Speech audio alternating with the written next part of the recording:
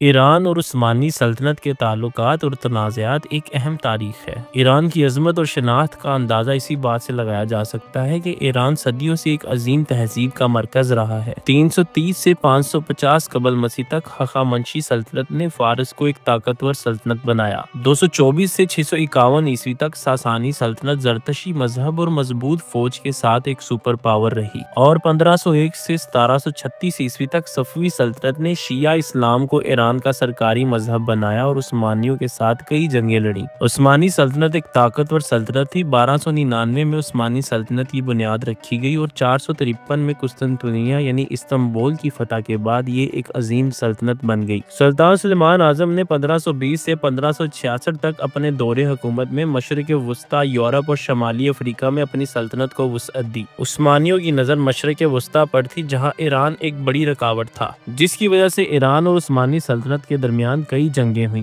1514 میں چالدران کی جنگ میں عثمانی سلطان سلیم اول نے ایرانی صفوی بادشاہ شاہ اسماعیل اول کو شکست دی۔ عثمانیوں کے پاس توپ خانہ اور آتش اسلحہ تھا، جبکہ صفوی فوج تیر اور تلواروں پر انحصار کر رہی تھی۔ عثمانیوں نے تبریز، مشرقی اناطولیہ اور آذربائیجان پر قبضہ کر لیا، مگر ایران مکمل فتح سے بچ گیا، اور 1520 سے 1639 عیسوی کے درمیان عثمانی صفوی جنگوں میں سلطان سلیم اعظم نے بغداد، تبریز اور قفقاز میں ایرانی علاقوں پر حملے کیے۔ اسی طرح 1588 سے 1629 تک شاہ عباس اول نے ایران کی فوج کو مضبوط کیا اور عثمانیوں کو کئی علاقوں میں شکست دی۔ انہی جنگوں کے دوران 1639 میں ذہاب معاہدہ ہوا، جس نے ایران اور عثمانیوں کی مستقل سرحدیں قائم کر دیں، اور ایران کی جانب سے 1730 سے 1747 عیسوی تک نادر شاہ نے عثمانیوں کے خلاف کئی مہمات چلائیں۔ نادر شاہ نے عثمانیوں کو بغداد، موصل اور آرمینیا میں شکست دی، اور 1746 عیسوی میں ایک امن معاہدہ ہوا، جس کے تحت عثمانیوں نے ایران کی سرحدوں کو قبول کیا۔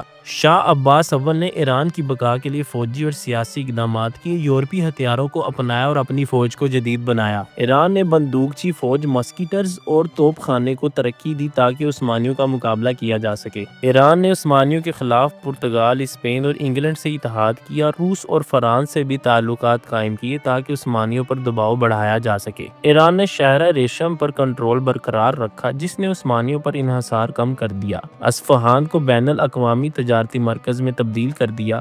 ایران نے ڈچ اور برطانوی تاجروں کو تجارتی مراعات دی تاکہ معیشت مضبوط ہو، اور عثمانیوں کے اقتصادی دباؤ کو کم کرنے کے لیے بحری تجارتی راستے بنائے گئے۔ 18ویں اور 19ویں صدی میں ایران اور عثمانی تعلقات نسبتاً بہتر ہونا شروع ہو گئے۔ 1789 سے 1925 عیسوی کے درمیان قاجاری دور میں عثمانی اور ایران کے تعلقات نسبتاً بہتر ہو گئے، کیونکہ دونوں کو روس اور برطانیہ جیسے مشترکہ دشمنوں کا سامنا تھا۔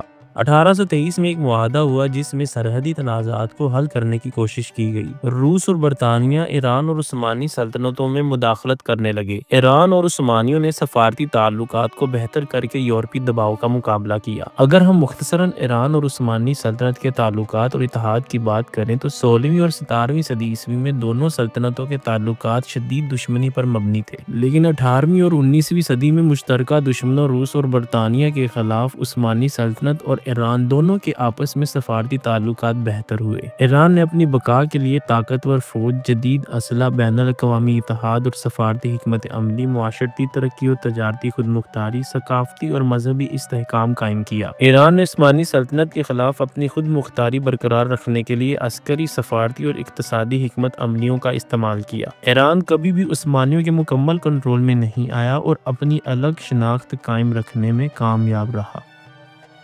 اسی طرح کی انفارمیٹیو ویڈیوز دیکھنے کے لیے ہمارے چینل کو لائک کریں، سبسکرائب کریں اور بیل آئیکن کا بٹن پریس کریں۔